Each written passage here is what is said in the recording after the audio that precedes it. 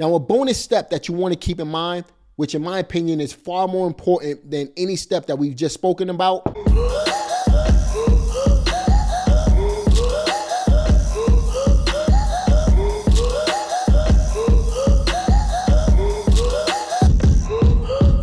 What's up, everybody? It's Jamel Gibbs. Over the last few weeks, we've been hearing a lot of doom and gloom in the market. Real estate prices are high, interest rates going up, food shortages, inflation at a 40-year high, now talks of a recession.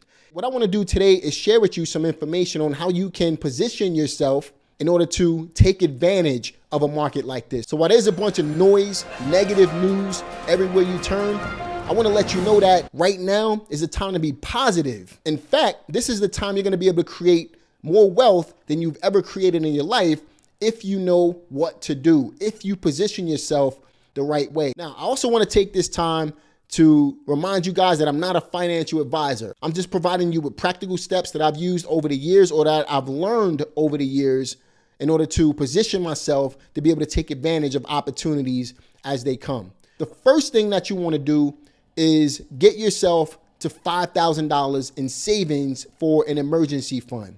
Now, this is obviously something that you should have done already. If you haven't, then right now is the time to do it. All right, it's not too late. You have to position yourself to be able to save up $5,000. So how can you get it if you're not making enough money to save up $5,000? Maybe you have extra items that you can sell.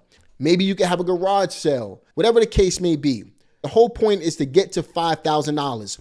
Focus on saving up the money. Don't worry about anything else except saving up $5,000. And this money is going to be used for emergency purposes. Step number 2 is to pay off all bad debt.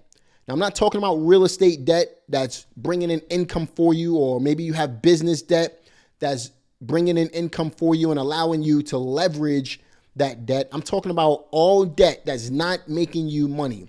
So if you owe somebody money, pay it off. Hey, it's me. Knock, knock. So, you got my money? If you owe credit card debt, right now is definitely the time to pay off credit card debt, because as interest rates rise, your credit card debt is becoming more and more expensive.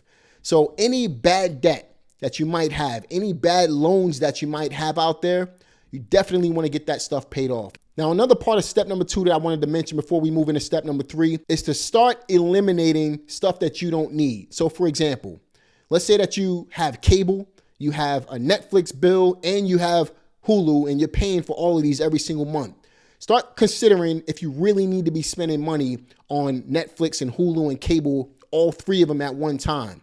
Do you really need all 3, or can you get rid of 2 of them and keep 1? So start going through the list of things that you spend money on every single month and start taking account on your necessities versus your wants, all right? And anything that's a want but not a necessity, you should probably eliminate it and take that money and start stashing it away for investment purposes. All right, so once you save up the $5,000, you eliminate your debts and you also consolidate what you're spending money on. Step number 3 is to save up 6 months worth of living expenses for yourself. So we've talked about food shortages. We talked about some of the complications that's going on in the market right now. What we didn't mention is that jobs are starting to lay people off. They're starting to consolidate themselves as well. So you want to be in a position to where you have at least 6 months worth of living expenses in case things go south in your job or in case your business becomes slow.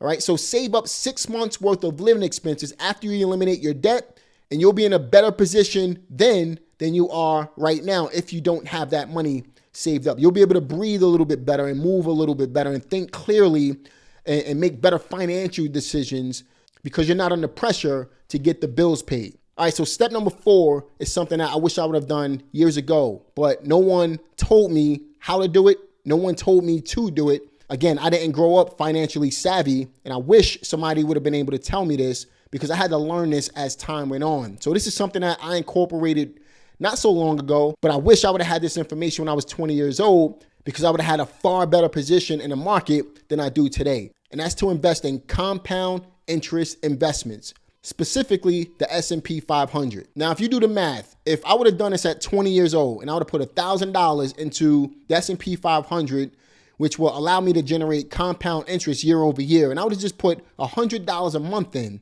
and we're talking 21 years ago, at an average interest rate of 7.5%, which basically takes inflation into account as well, right now I would have had $61,629.48 in, with my contributions being $26,000, and with the interest, I would have had $61,000. So from a $26,000 investment, I would have had an extra $35,000 in interest payments. Now imagine doing that at 40 years old. At 40 years old, you should be making more money than when you were 20. So let's just say you put $1,000 into the account, and let's just say you can put $500 a month in, and let's say that you want to work for another 20 years at 7.5% interest. If you calculate that, what that means is you can have $264,000 saved up. So if you have $0 in savings right now, after you get the $5,000 emergency fund, after you pay off all your debts, after you save up the 6 months worth of living expenses, you can start putting away money and investing it into compound interest accounts, and set a goal for yourself for whatever you can contribute to that account every single month. Now, just keep in mind, as of right now, married couples can contribute up to $12,000 a year into a compound interest account. So if we work the numbers off of $12,000 a year, let's just say you start off your account with $1,000, and you're going to put $1,000 a month into that account for the next 20 years, and you're 40 years old. At 7.5% interest, if you calculate it, you're going to be at $523,000, almost $524,000 in your savings account. So if you're starting off with $0 right now, you can have over $500,000 in savings just from this, not including your other investments that will allow you to contribute towards your retirement. And you don't necessarily need to keep the money in for 20 years. Let's just say you want to work till you're 70 and you're 40 years old right now. So that gives you 30 years. If we calculate that, guess what? That turns into $1.25 million in your savings. And that's setting you up for a nice retirement. But again, you want to be putting this money away to set you up for the future. But what about for right now, to take advantage of times like this? Step number 5, once you position yourself to start putting money into compound interest accounts, is to take any additional revenue you have and buy passive income real estate with it. Now, I've had people on my channel tell me that it's a terrible idea to be buying real estate right now.